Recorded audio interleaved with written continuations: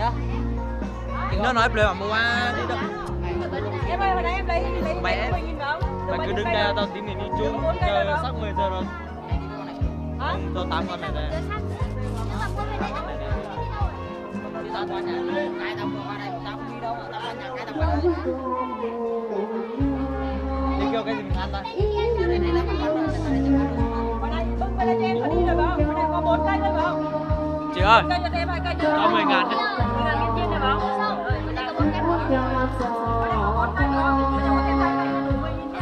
cùng chia sẻ đời con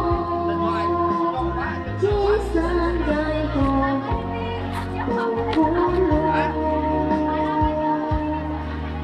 vui luôn cùng nhau còn nhớ chữ tình có một tình còn từ lúc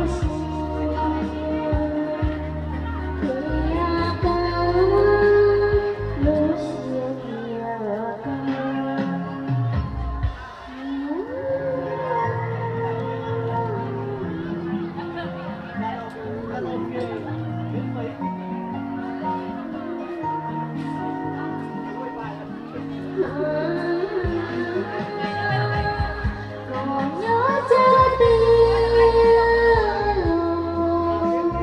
có một câu luôn còn từ lúc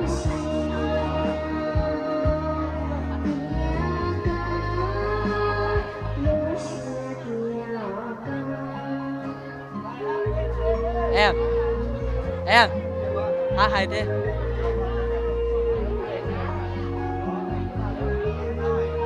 Ê, qua đây ngồi đi.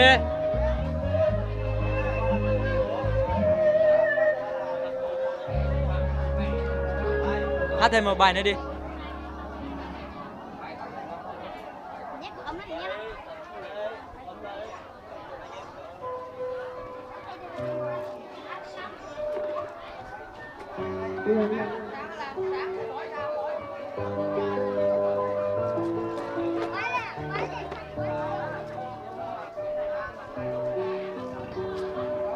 Qua đây tao kêu người ta làm mấy cái xúc xích rồi qua đây ngồi ăn. Mày đi làm gì? Tao có bảo mày vào đây tao qua xíu tao qua. Đi rồi mình đi chung chứ giờ gần 10 giờ rồi phải về. Đeo thích Không sợ. Nghe tao đây. Tao đi nhảy ra được.